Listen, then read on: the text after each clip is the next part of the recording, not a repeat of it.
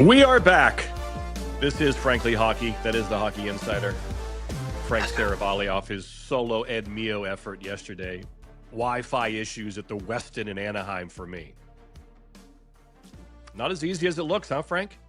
No, I'd say, hey, I'm definitely not the next Rush Limbaugh.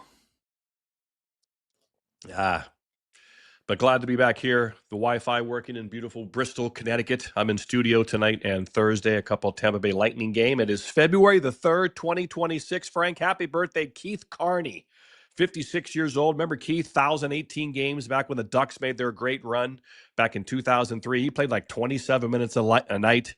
He was a stalwart on that Duck team. Very likable squad. They were, and I just saw the clip was going around of off the floor on the board, the great call from Gary Thorne back in the day. That was an epic moment. Yeah, I actually, after that game, I was doing NHL Tonight post-game stuff. I went on the ice, interviewed Paul Kariya right on the ice. He came back out without the helmet on, and people were throwing these little rubber duckies on the ice. And I picked one up, put it in my pocket, and I still have it to this day, this little nice yellow rubber ducky. It's kind of cool. Those are the kind of things I like. I don't have I'm not a big memorabilia guy, but like little things like that kind of amuse me. Blake Jeffrey on his 38th Hobey Baker winner, grandson of Boom Boom. The Stars, Sam Steele, 28. Happy birthday, Sam. Tiger Williams, 72 years old, Frank. 3,971 PIMs. That's your record breaker, your record holder by 406 minutes. We talk about unbreakable records. Tiger Williams, 3,971 might be one of those. I don't think that's ever getting broken. I just can't imagine a team putting up with that now. Even the biggest pugilist known to man, where if he were to come along, the next boogeyman, the next whoever, no team's going to be able to hang in the box for that long. They're going to get slaughtered. He had a 30-goal season and a 35-goal season in his career. He finished with the Hartford Whalers. He finished his career with the Whale. Frank, the Columbus Blue Jackets, 8-1 under Rick Bowness. They're in New Jersey against the Devils. And we have a Maple Leaf at Oiler game, which, of course, is a McDavid-Matthews Olympic warm-up. Obviously, the two combatants last year at Four Nations, McDavid, the overtime winner, with Matthews on the ice. Both born in 1997. Connor is a little bit older. He's January 97. Matthews is September 17th. That's why they weren't in the same draft year. Matthews just missed, right? Imagine that, having both those guys in the same draft. Matthews still almost happened. I wish more players would take the path that he did, going to play in Switzerland for the year and just do it a little bit differently. Don't, we've seen a couple guys go early to college hockey, but go play against men, see what that draft year is like and see how you stack up. And he was electric that year in Zurich. Of course, he got paid a little bit of money, a few $100,000, but now you can do that in college and still play against men because college hockey is so old now. So you kind of get the same bang for your buck. But yeah, to go to Europe and maybe live on your own, although, his parents were there as well and plenty of times. And I think mom was there the whole time. So that was a pretty cool path that he did take. All right, some Franks and Beans before we get to the rundown. Back to Tiger Williams, top 5 PIMs all time. Frank, Tiger Williams, number 1. Dale Hunter, number 2. Kind of sneaky Dale Hunter. Ty Domi's 3. Marty McSorley, 4. And Bob Probert, 5. So those are your top 5 all-time PIMs. Sasha Barkov on the ice for the optional skate today, Frank. I know it's just 5 months. He's probably not quite close. But I think I still think he's going to play sometime in early April. I think 2 more full months he'll be ready. Well, the Florida Panthers need to be playing meaningful hockey in April in order to make that happen. And as we'll discuss with Sam Bennett, I'm not entirely sure that's going to be the case. That's right. That's also in the rundown. The Panthers. How about Ukko-Pekka Luukkonen? No longer in the Olympics due to a lower body injury. So Team Finland says, Jonas Korpisalo, come on down. You're on the Olympic team. So Korpisalo, who's played very well for Boston this year, now heads the Olympics. Who knows? He might be the guy. We'll see how that shakes out there. But he might have a big start against a Canada or someone, and might have the moment of his life. Like he could shut somebody out. Guys are going to have some incredibly wacky calls this week. Hey, what are you doing for the next 3 weeks? Would you like to go to Italy? I mean, someone somewhere, there's going to be some people, some brokenhearted spouses or girlfriends that are going to be canceling beach vacations. Right. Well, they should. Hopefully, they had that disclaimer throughout the whole time, and they didn't plan something like too exotic. Like just make it Fort Like Bora Lauderdale. Bora. It's easier to take. We're not going to, as opposed to Bali or something like that. Like keep Yeah. it down, guys.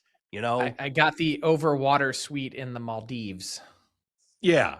Like you don't do that and then cancel it. So just it's Lauderdale for a weekend at the Hampton Inn.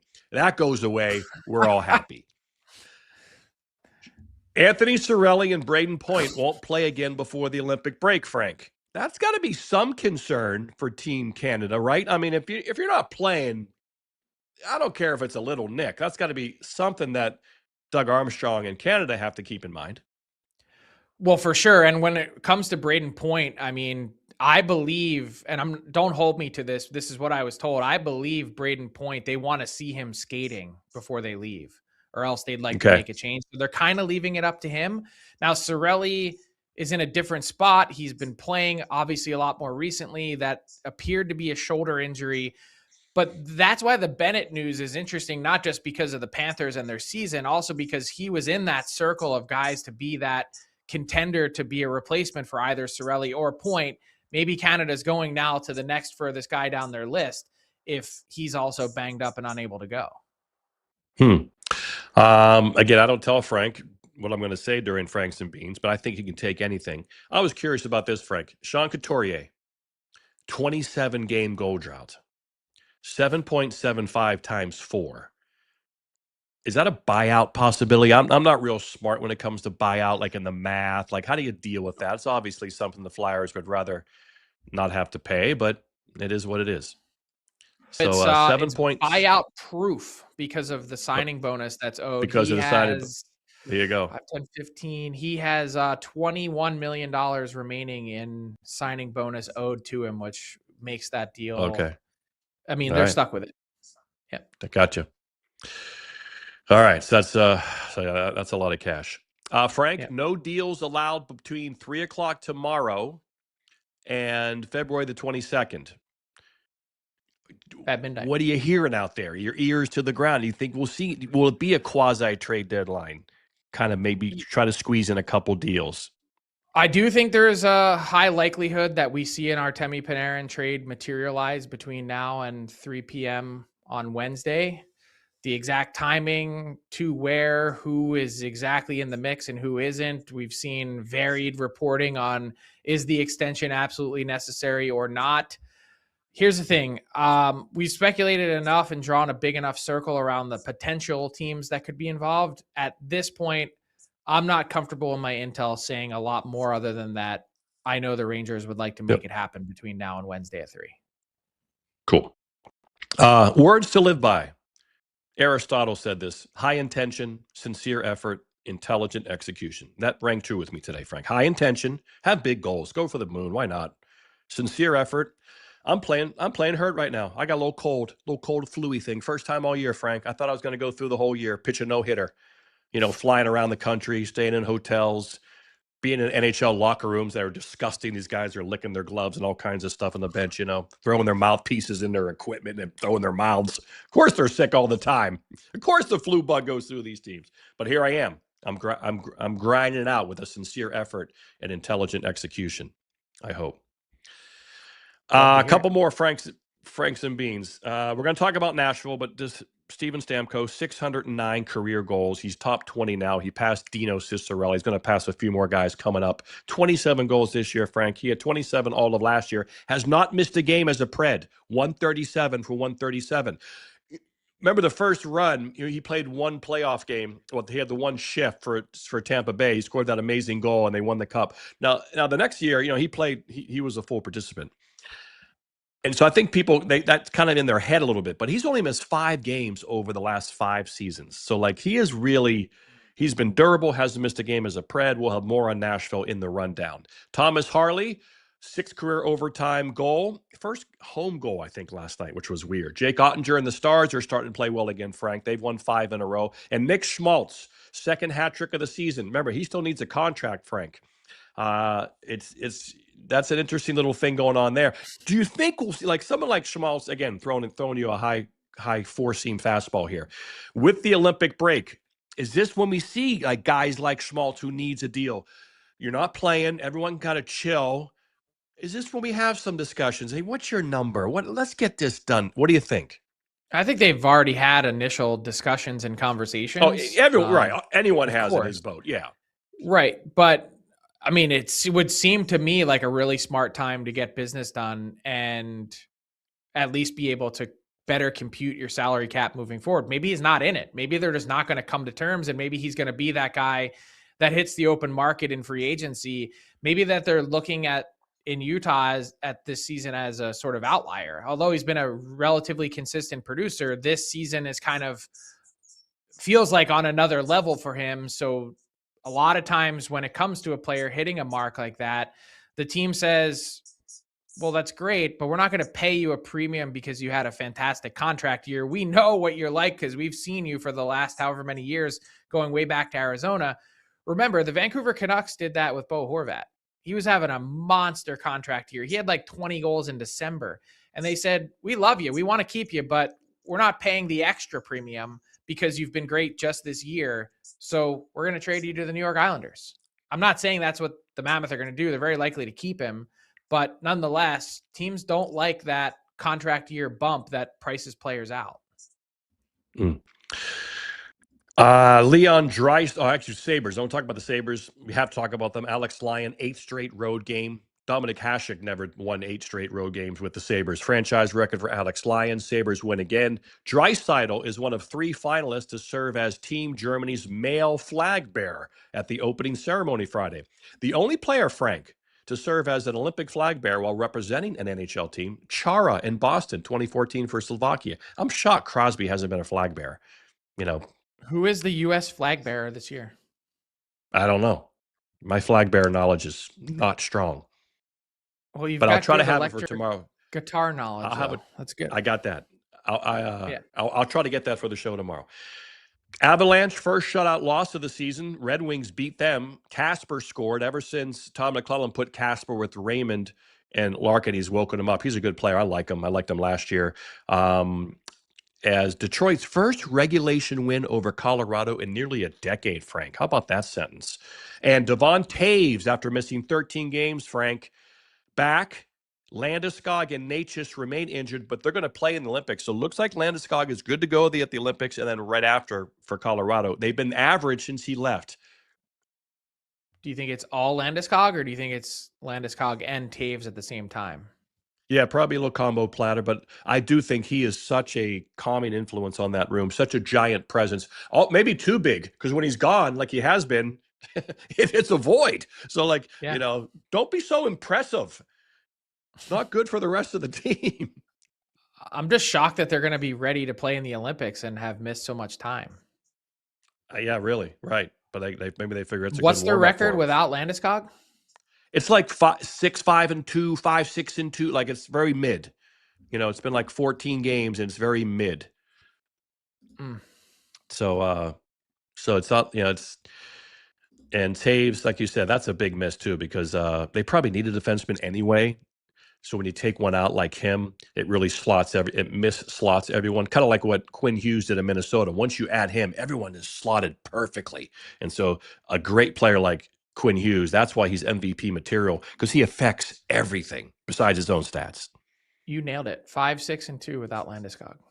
Here you go. Not terrible. All right, let's head to the Frankly Hockey Rundown. And we begin with Barry Trotz. As we know, he announced plans to retire as the Preds GM. He's citing family reasons, Frank, aiding in the search for a successor as well. And then, of course, people forget. I think some people, especially if they're like 21, they forget that Barry Trotz is a Nashville legend as a coach. So I think when they saw the video last night of him getting a standing ovation, they're like, why? Ever since he got hired as this job, things haven't gone great, although we're making a move now. So this was pretty cool last night, Frank, in Nashville, as they gave him a nice cheer.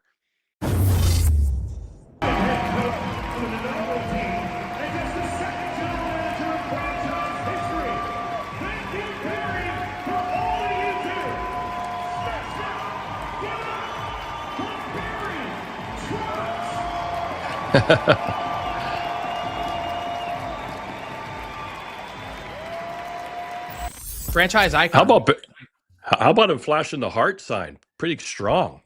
Well, he has a giant heart, so not really any surprise. And the love He that he has does. for Nashville, he's very grateful that they brought him back and reconnect him to the franchise after being there for so long. And look, we discussed, or I guess I discussed yesterday, the circumstances and how unfortunate it was. 3 years and out. I don't think that was in anyone's plan, particularly handing him the reins after David Poile had held the job for so long. But I wanted to spin the conversation forward, and let's talk about some of the candidates that could replace Barry Trotz. Now, what you'll see here is what I believe the short list will ultimately be. You could probably come up with 30 to 40 different candidates, and there will be lots of different names splashed around as the search does get going in earnest. But I'd be shocked if the group or the man standing at the end of this doesn't come from a group that looks like this. And so working through them, Brendan Shanahan has been back working in the NHL head office since his departure from Toronto. He could go in as president of hockey ops. Mark Bergevin is in Buffalo, of course, from his tenure most recently with the Los Angeles Kings and 10 plus years as general manager with the Montreal Canadiens, taking them to the Stanley Cup final. New York Rangers assistant GM Ryan Martin is Chris Drury's right-hand man in New York. He's got 30 years, 3 decades of NHL front office experience. He might be the most qualified just based on that alone. Jason Spezza is going to be the big, sexy, young name in this list. He's got front office experience working with Kyle Dubas in Pittsburgh and in Toronto.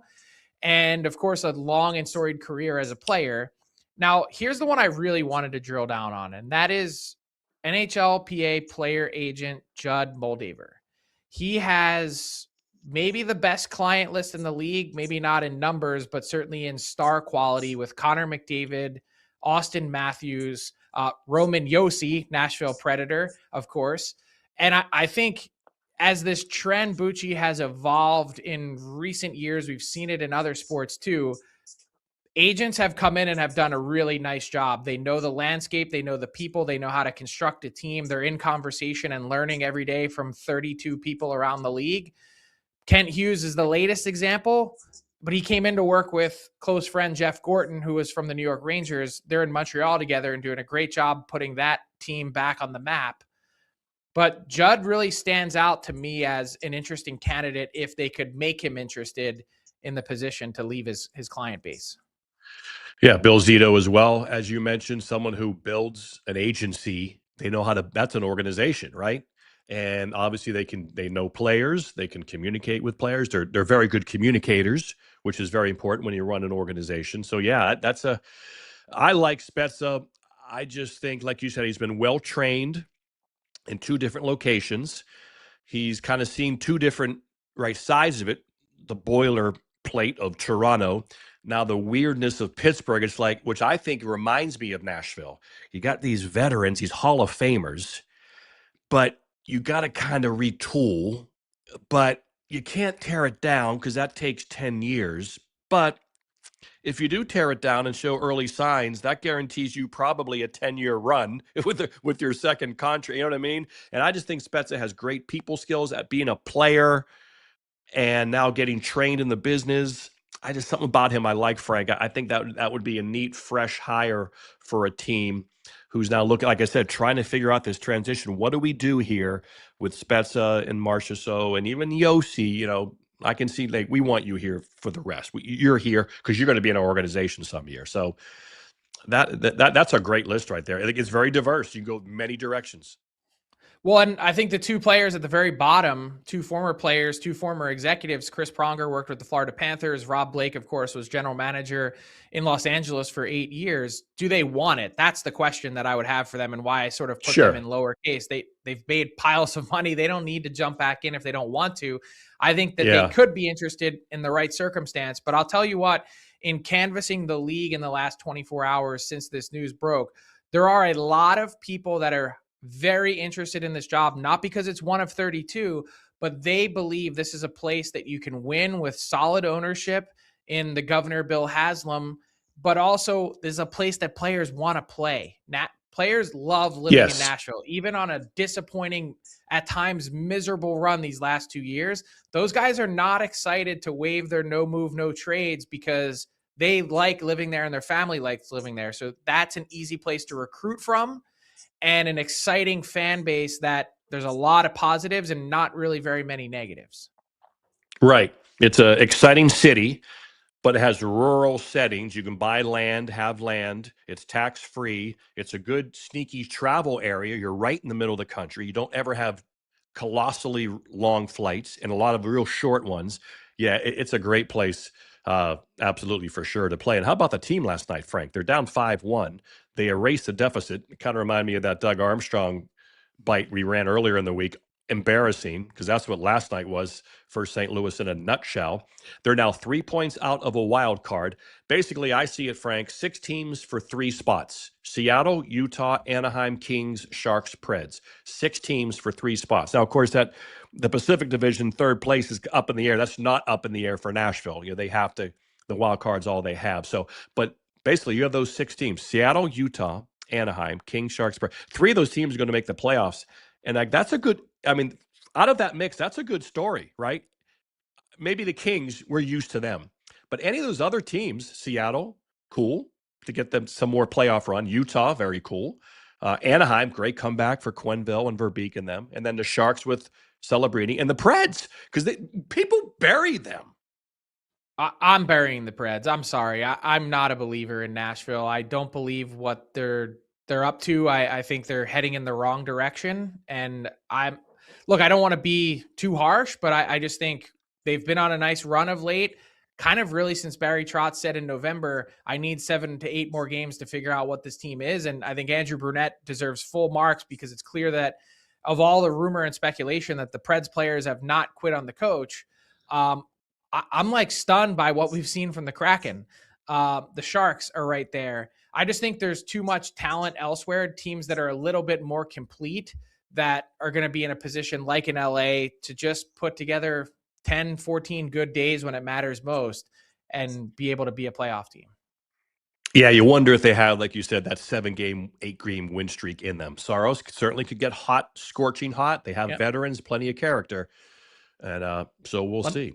Let me throw one thing at you before we move on. Yeah. The St. Louis Blues have had a 4-goal lead 3 times this season. Their record is 1-2.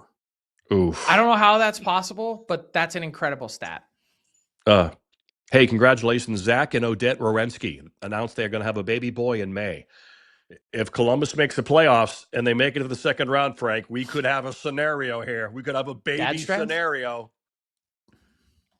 Hopefully they can figure that out at a home day, an off day, induce that baby. We do have inducing capabilities these days. The Panthers lose Sam Bennett. They lose their 4th straight game. Bennett left after the first, Frank, did not return. They're 11 points out of 3rd in the Atlantic. 11, but 6 out of a wild card. And they play the Bruins tonight. That's one of the teams they're kind of chasing. Big one tonight for the Panthers. It's almost like the game of the year. Like they lose this in regulation, it might be toast time. Then they're at Tampa Thursday. We've all been waiting to sort of call it on the Panthers, but I mean, consider their lineup last night once Bennett leaves, missing 8 regulars and all 4 of their centers from their Stanley Cup final team last year, Stanley Cup championship team. How are you supposed to compete with that? And Matthew Tkachuk, listen to him after the game. He says, finally, what we've all been thinking. Yeah, I feel for, a lot of the guys too have been going at it for like 55 however many games and being put in different situations, and it's wild. And not even some of the guys in right now, I'm seeing them just work their absolute ass off and grind and play through stuff so that they can stay in and play. So it's been wild, but we are in trouble right now. We are in trouble right now. I mean, hard to argue with that. The standings have crystallized in such a way when you look at the pace that these teams are on. Almost all 8 playoff teams are at 99 or 100 points on their pace. The Panthers are in that group with everyone that's stuck at 90 or below. So theoretically, it's not really 6 points to make up or 11. Between now and then, the Panthers, here's the math. They need to play at a 750 pace to get to 96 points. 750 would be the second best record in the league this season. I don't know that they can do it. I really don't. I think we're getting very close to breaking out the tools to, put a marker on their tombstone. We've been talking about it on Frankly Hockey for 6 weeks. So, in late December, we said, look at the team they're fielding tonight.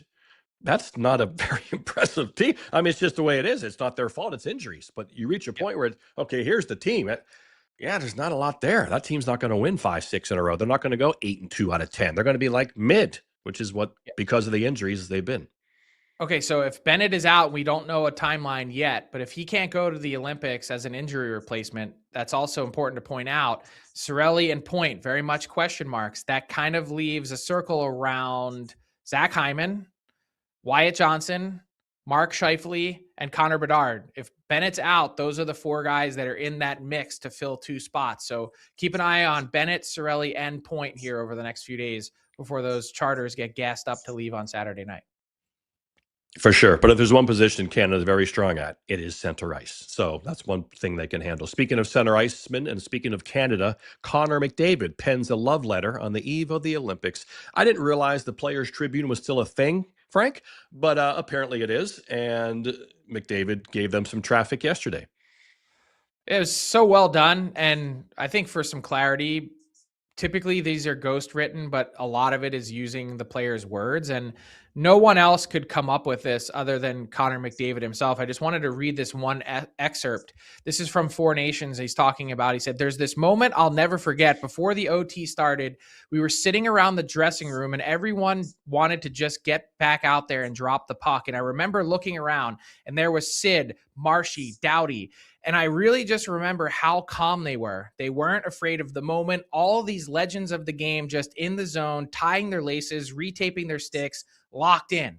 And I had this cool little moment, and I'm sure a lot of the younger guys in that room had the same feeling. Maybe it was the red Canada jerseys, but you just looked at those guys and remembered, man, I grew up a fan of you. I watched you on Saturday nights. This is such an honor. And Butchie, then he goes out and scores the OT winner, best player in the world, maybe, getting that baton passed from Sidney Crosby. This is like, he talks openly about how much he's wanted and dreamed for this stage on the Olympics. That's his number one task this season. And then afterwards, it'll be to finally chase that elusive Stanley Cup.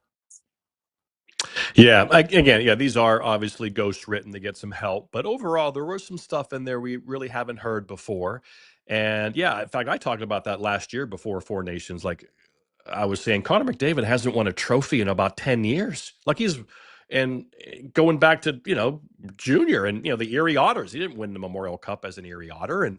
And so it was a long time. So I knew he would be interested in that. And I knew that hockey would be playoff intensity, which it was. And so this is another chance to win a trophy or a medal in this case for Canada. So that's why I think he'll be the best player. And that's why I do think they'll win, Frank. I think Canada will win because of the will and the talent of McDavid and having so much support of a great team that obviously he's come close. Just one game in the Stanley Cup final for Edmonton. And tonight he goes up against Austin Matthews. But, him talking about being a little boy and being normal, I thought it did. Again, these articles are written to make them look good and to help their reputation, which it does. But I still think there were some nice nuggets there. Totally. And that idea of, hey, it's really been a long time since I've tasted ultimate success and won anything. It's a reminder for everyone out there, like you could still be one of the best at what you do and doesn't mean that someone's just going to hand you success. So when you hear that come from him, that sort of presents things in a little bit of a different light. It's not easy.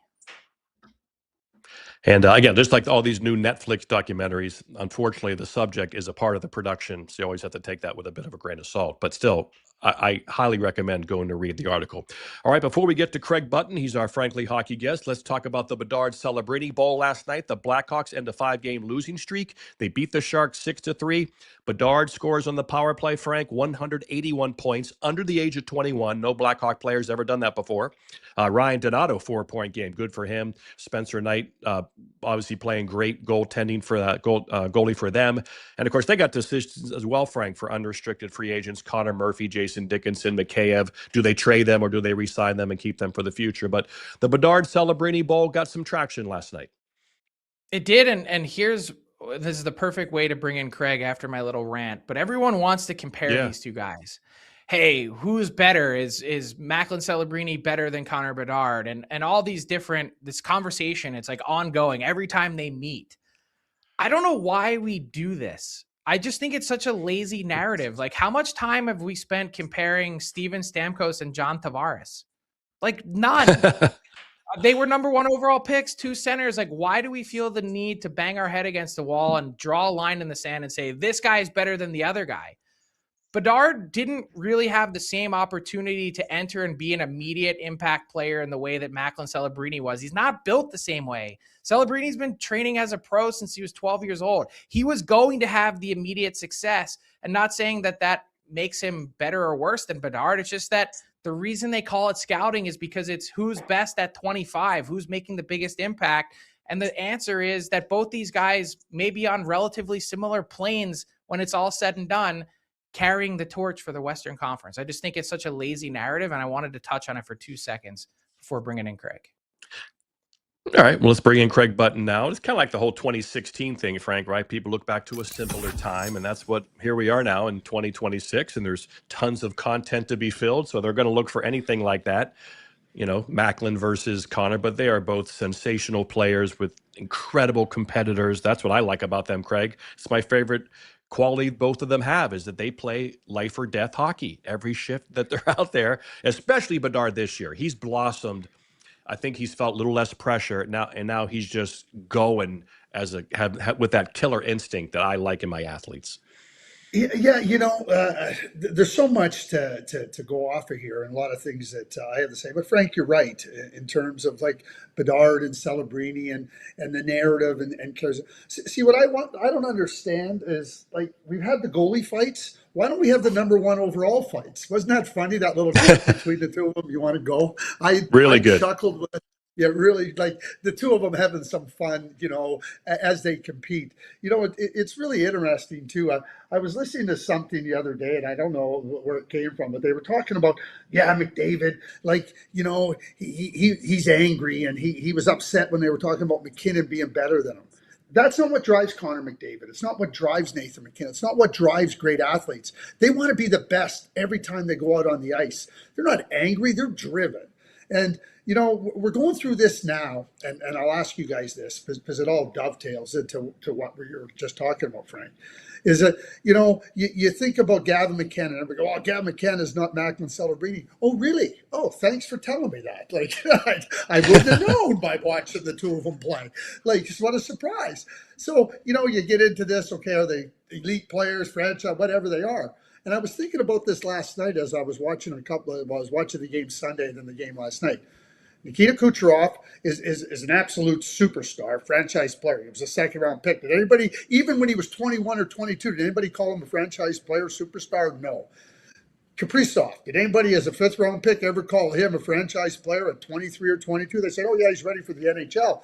And so, Frank, to your point, and the reason I bring it up is, let's see where they're at 24, at 25. And, you're evaluating these kids at 17 and 18. There's so much maturity going on in their world, like physical, mental, emotional. And Connor Bedard was a brilliant player. And what he did is he took his experiences and he said, okay, I got to do a little bit better here. I got to work more on this area because he is driven to be the best. And Macklin's the same way. Yeah, he was a little bit more advanced. But that is what drives these great players. And certainly we're lucky to be able to watch Bedard elevate to this point in the season. Looks like he's really coming back from that injury. Macklin Celebrini is special. But again, who's better?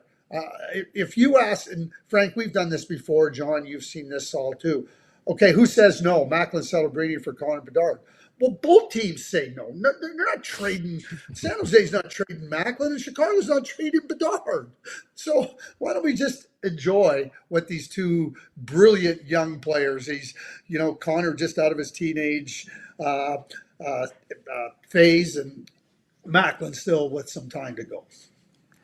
So just kind of piggybacking off what you're saying, if I plopped you in an NHL front office again, and there's a million things to watch in the scouting process, is maybe that one thing that the connective tissue to what you're talking about that maybe teams aren't spending enough time on. Is it the personal drive and the motor within the player that is that going to be a bigger differentiator between skill? How do you balance that in the process? Yeah, I think you've nailed it, Frank. I really do. I think that becomes a thing. You can't be a great player. You can't be a difference maker unless your fire burns hot. There's lots of guys in this league that are really good players, really talented, but you wouldn't call them, over the top competitors. They just aren't. Why has Brad Marchand been able to take his skill set, his attributes, and elevate it to a point where he's a difference maker? It's the motor.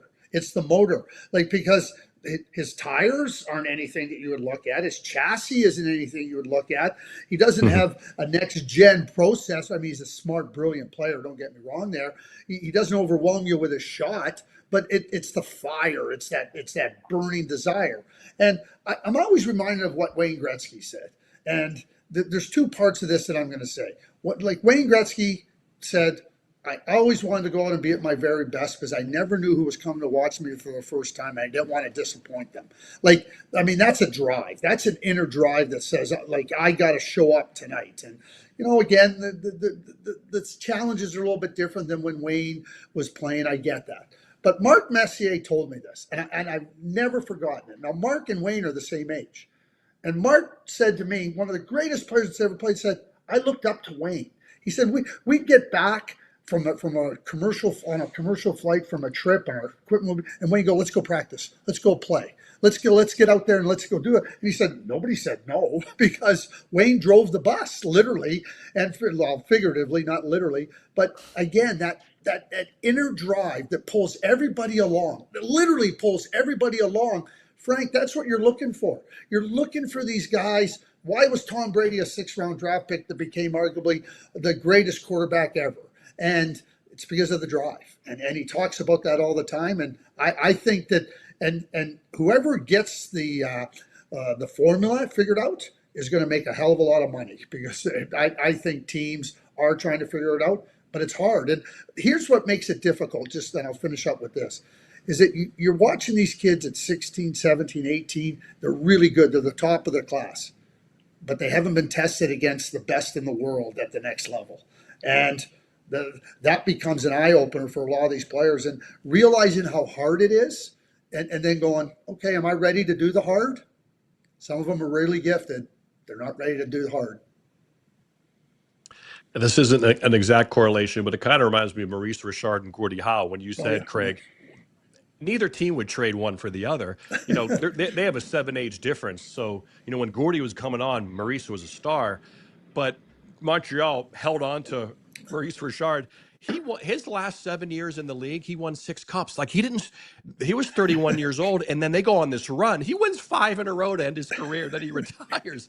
What if they would have traded him for Gordie Howe when he was 27, right? And of course, Gordie was great too. But those are, like you said, you're not going to lose with either one of those guys. And again, that's a Heidi. I'm not comparing Bedard and Celebrini yet to Gordie and Maurice, but they were, similar contemporaries. And that's what's great about this game, the rich history, and that's why we have these discussions, because it's kind of fun and we learn as well. I want to get your take on what's going on in Nashville, Craig. We talked about it earlier in the show, and Frank put up some of the candidates, the guys who have been around for a long time and done it other places, Bergeron, even someone like a Shanahan, if he has an interest of being a day-to-day GM. It's not an easy job, and he's got plenty of money.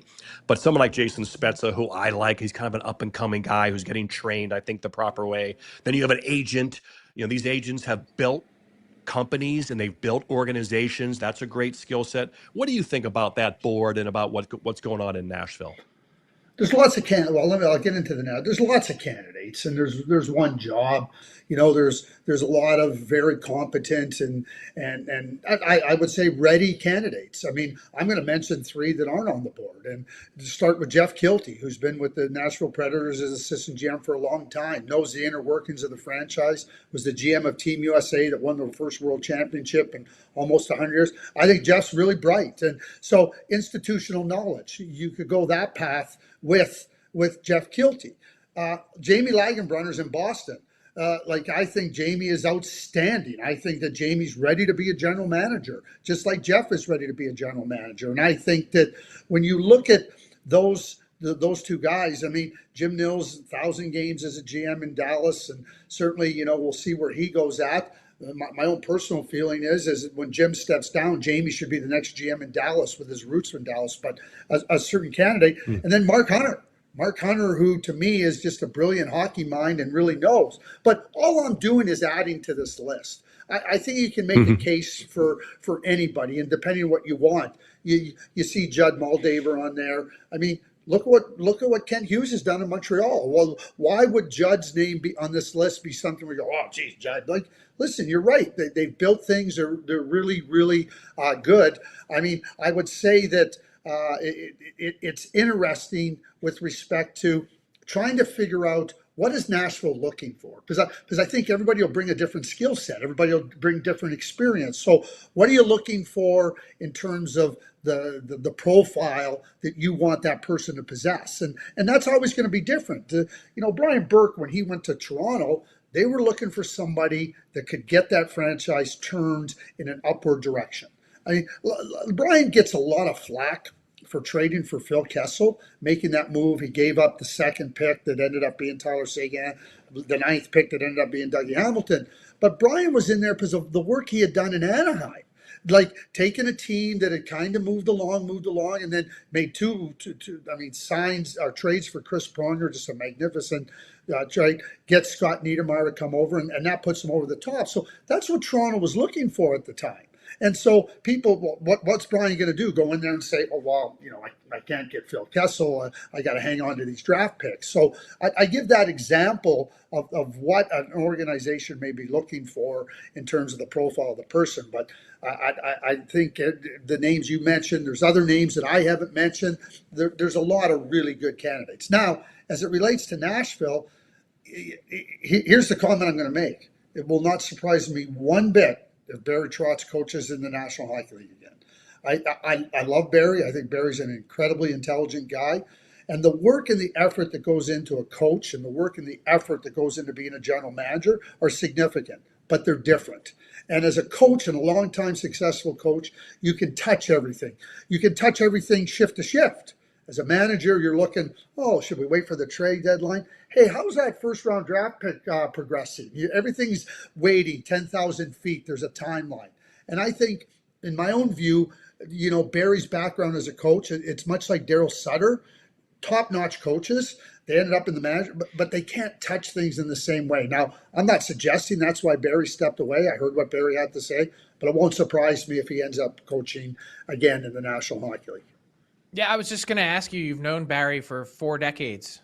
How did you process yesterday's news and how that played out? Were you surprised?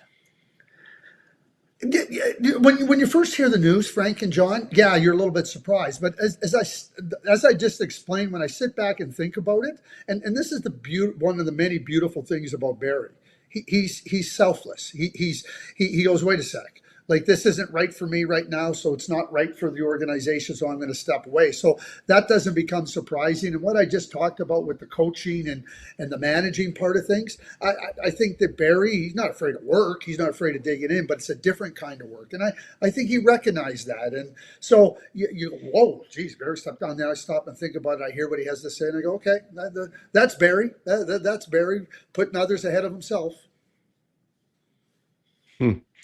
The Olympics are upon us. Some big decisions this week for a couple of nicked up players. I know it's hard for any of us to know how injured these players are and how you deal with that. But any idea in the heads of Doug Armstrong and these people trying to figure out what I do with this team? Does this give me a chance to get a mulligan? What do you think's going on in their heads this week?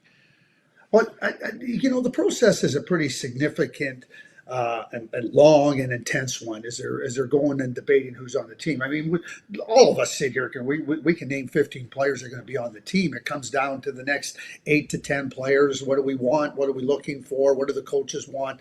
So that's a pretty intense process. And they draw back on that. They don't just all of a sudden go, well, geez, we should do this. And Well, where did that come from? Like there's always a platform that they're jumping off of from as something occurs, and in this case, injuries.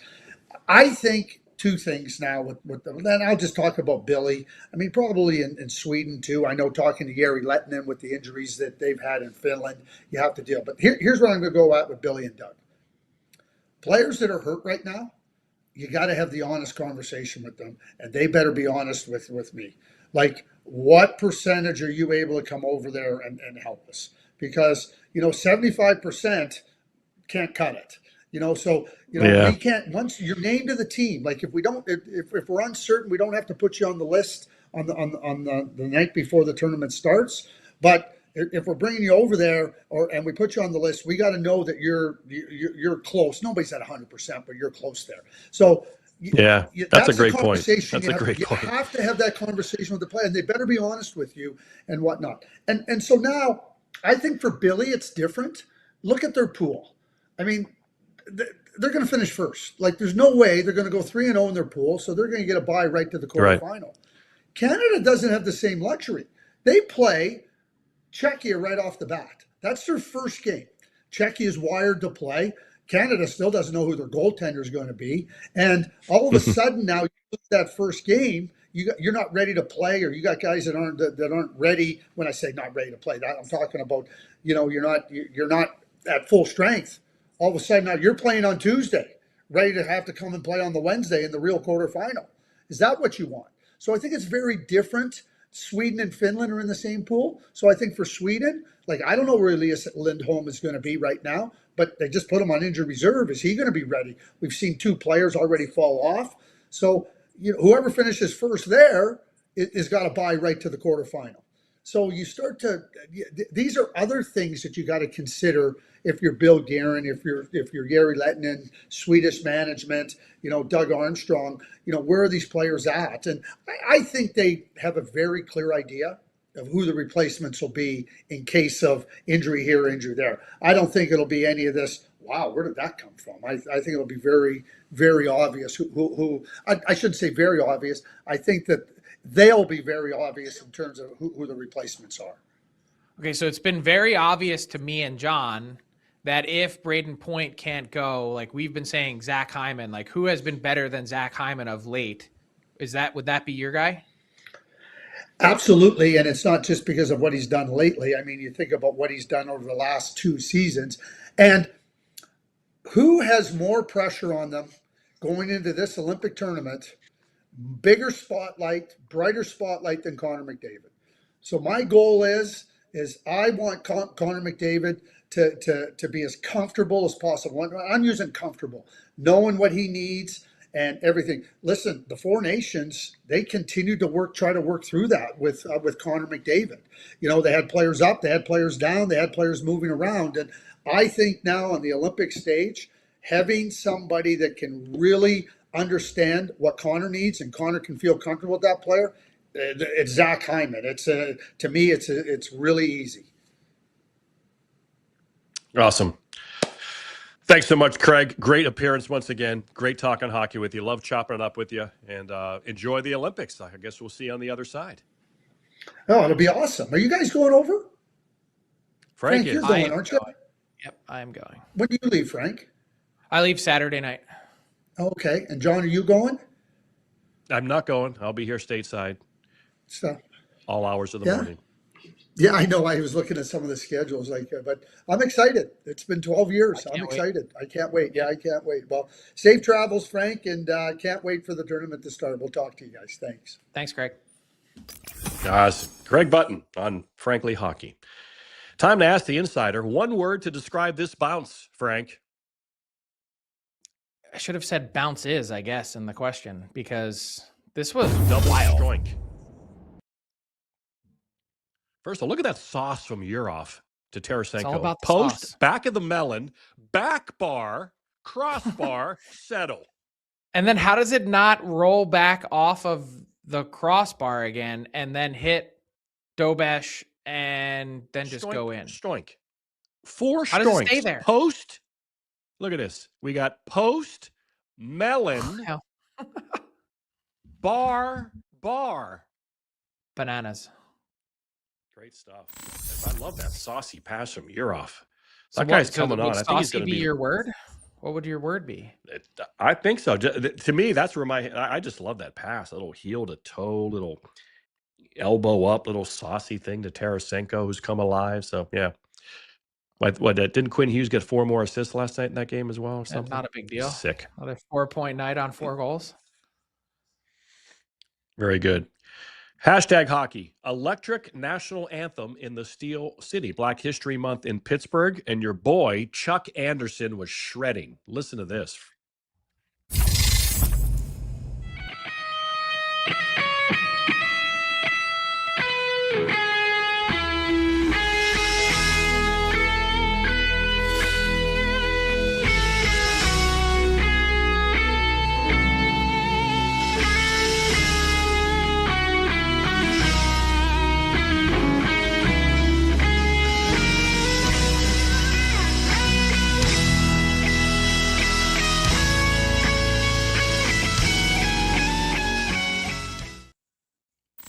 So good. Impressive. Pittsburgh-based R&B, gospel, jazz. Chuck Anderson. The band is called The Fellas, so that was the rest of the guys, The Fellas. And that was good. I like the pacing. Sometimes those instrumentalists can go a little too long, Frank. I like to have a good pacing on my anthems. And that was good pacing. Yeah, that actually reminds me of Cup final San Jose and Pittsburgh. That would have been 2016, 10-year anniversary, by the way.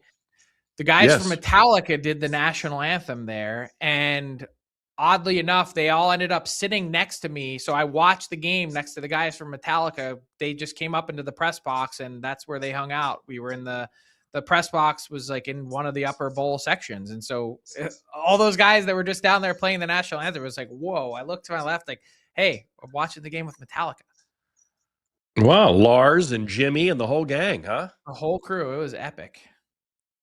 That's pretty cool. I remember at 2003 Cup final, I ended up in the NHL suite. I think I might have told you this. And Mike Myers was up there because obviously a big hockey fan living in Hollywood at the time. He was at the top of his game. And he was in there. And height of the Austin Meg Powers era? Yeah, that was the middle of Austin Powers.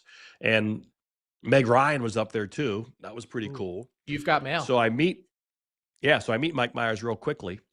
And so I went back, and that's when I was writing my column on ESPN.com. And I like to write about my experience. I talked about him, how kind he was, and just a nice guy and big, he's very quiet, but respectful. And then I get home, and about a week later, there's a package comes in the mail from Mike Myers. And he writes, what Paul McCartney was to the Beatles, you are to NHL Tonight. Because I would do those little music comparisons back in the day. Just because you can change them up every time, what Eddie Vedder is to Pearl Jam, what Kurt Cobain is in Nirvana. And so the fact that, this guy actually does watch, and he said, you put "You Are My God," signed Mike Myers. It's really cool. And like little letterhead, again, another thing I saved. Oh, wow. And he That's also, awesome.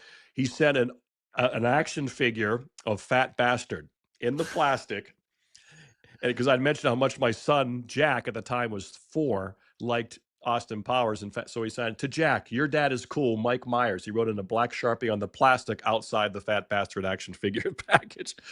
So I saved them. Now I took it out and let him play with it because I believe you should play, let you play with things, use things. I'm not going to save it unopened. I'm going to open it. Now I have saved the open package with Mike Myers' autograph on there. To Jack, your dad is cool, just to remind my son, as I'm no longer cool. But that was a really cool thing. Yeah. So it's fun when those things in life, when you end up next to people and it's so random. Elevator rides. I'm sure you've had random. That's actually pretty good. We talked about who's your best contact in your phone. What's your best elevator ride? Like you just, you walk in or someone else walks. Oh my God, I can't believe they're in my elevator. I'd have to think about that. But before we speculate, I've got some news to pass along. Official. Let's go. Sam Bennett is replacing Anthony Cirelli on the Canadian Olympic roster. So Cirelli out, Sam Bennett in. So there you go. So that came down in the last 5 minutes or so. And interesting, obviously, we led off the show. What does Sam Bennett's injury mean for the Florida Panthers? What did it mean for Team Canada? It gives you a real clear indication that they've made this determination now with Cirelli right after the Stadium Series on Sunday night. Point is very much still in the game then to go. Not saying he is going, but the fact that they've not pulled the plug on that yet gives you an indication that Good point. Point is very much in the mix. Yeah, we saw Seravalli take that hit from Mark Kastelik right around the neutral zone. And obviously, Frank also, they must have called Sam Bennett and said, all right, how you doing? Be honest with us. Like we just talked about. Like, you got to be honest, man. You got to, no, I'm cool. This was just precautionary, you know. So we'll see if Bennett then plays. Well, he probably won't play tomorrow, right? Against Tampa Bay. They need all the points they can get. I don't know. Maybe Exactly, John Trooper tells him, hey, this guy's on our squad. Take it easy on him. Right. That's right. That's what's so weird about this. All right. You got to speculate to accumulate in life. Give me an update and how you, because I missed yesterday's show, technical difficulties, Wi-Fi at the Westin in Anaheim. Yeah. So lost last night. I took the Islanders, who got whacked in Washington. Under 10 units for the first time in a while, first time, long time. So looking to get back above that tonight. I'm going Columbus Blue Jackets on an absolute heater on the money line in New Jersey. 8-1 since Rick Bowness took over. Not a back-to-back scenario, I don't believe. Is it? No, I don't think so. Why are they like, they're not a favorite here? They're the dog. Tell me why they're the dog against the Devils. It doesn't make any sense to me. I thought they're the I thought they're both the favorite. Minus, no? And the Devils are a bigger favorite. So they're, I mean, it's essentially even money for the Blue Jacket. So what? Huh? Why? Tell me why this makes sense. It doesn't to me.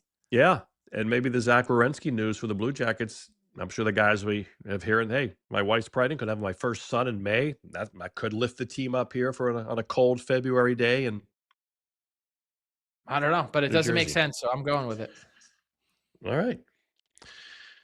To the last word, and these are obviously so difficult, and to even just imagine, they're mourning the Southern Alberta Mustangs, a 17-year-old from Alabama, two 18-year-olds from Kamloops who play on the Southern Alberta Mustangs junior hockey team. They were just headed to practice, 11 a.m. in the morning. Caden Fine, he's a 17-year-old center with the team from Birmingham, Alabama. J.J. Wright, number 15, 18-year-old left winger from Kamloops, and Cameron Casoro, an 18-year-old goalie. See the goalie stick. Just awful to think, Frank, that what appears to have been killed instantly in a intersection accident involving a truck. They were and on their way to practice too. It just a reminder of how incredibly fragile life is, and takes me right back to the Humboldt Broncos and their bus crash. It feels like it was yesterday. I'm sure for those families, it's been an incredibly difficult period of time. And so thinking of the Southern Alberta Mustangs, who play in the USPHL, believe it or not, in the Alberta division. And these guys just love hockey, totally committed to the game, to play at that level and to try and grind it out and find an opportunity for yourself at a higher level. Takes total commitment, and to think that they're gone, I can't even imagine. As a parent, as a hockey fan, as a coach, every different way that you impact the game, and to think that these, on their way to practice, just doesn't make sense. No, unimaginable loss, something I don't think I could ever come back from personally, but we certainly thoughts are with their parents and their siblings and their aunts and uncles and grandparents. Oh. They all you just think of, put yourself in any of those people's shoes. It's tragic and just gut wrenching for all of them. So many people. All right. So with that, we say, just always be careful out there, do the best you can. And we'll see you tomorrow on this edition of Frankly Hockey. For Frank Seravalli, I'm John Buccigross. We thank you for downloading the app. We thank you for watching every day. We'll see you tomorrow.